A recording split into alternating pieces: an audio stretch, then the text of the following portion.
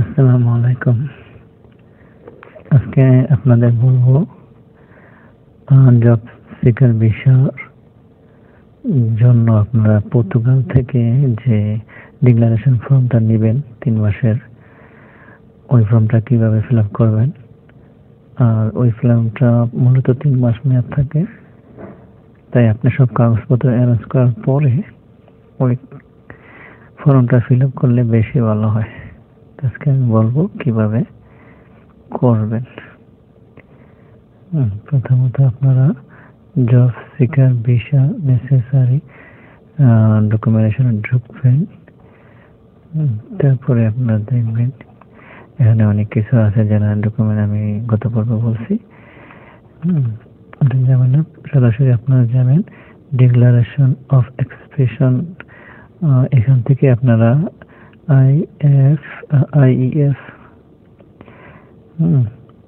আইইএফপি এটা পাবেন। এটা ক্লিক করে ভিতরে যাবেন। তারপরে আপনাদের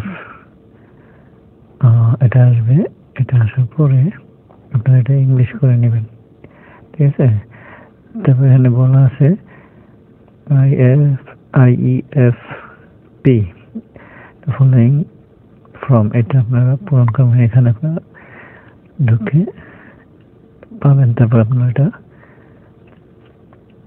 ফিল আপ করবেন। এটা আসছে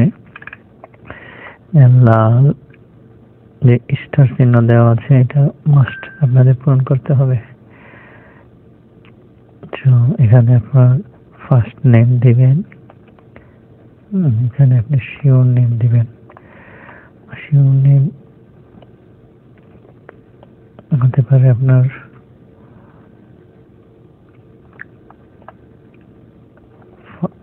আলম রবিউল, এখানে রবিউল, এখানে আলম, এখানে রবিউল।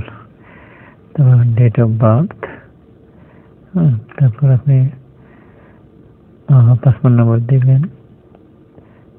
পাসপোর্টের মেয়াদ শেষ কবে ওটা দিবেন। ভ্যালিডিটি ডেট, এটা হচ্ছে আপনার ইস্যু ডেট, এটা হচ্ছে আপনার ভ্যালিডিটি ডেট, কতদিন মেয়াদ আছে ওটা লাগবেন। আপনি ন্যাশনালিটি চুজ করবেন, রেসিডেন্ট আপনি যদি যে দেশে থাকেন ওই দেশ দিবেন এখানে। তারপর আপনি ইমেল দিবেন। তারপর আপনার স্কুল কোন লেভেল কমপ্লিট হয়েছে এটা আপনি দিবেন। তারপর এখানে 5টা প্রশ্ন সিলেক্ট করবেন। আপনারা যে কাজ জানেন এরকম 5টা আপনারা সিলেক্ট করবেন। আপনারা জানবেন বা আপনার জানা আছে যে কাজগুলো, এগুলোতে আপনারা দেওয়ার চেষ্টা করবেন। তারপর এখানে 5টা দেওয়ার পরে এই পরবর্তীতে আবার 3টা প্রশ্ন ফিল আপ করবেন। আপনারা কি কি কাজ জানেন এখান থেকে 3টা দিবেন সিলেক্ট। আপনার একদম দেওয়া শেষ হলে এগ্রিকালচার অবশ্যই রাখবেন,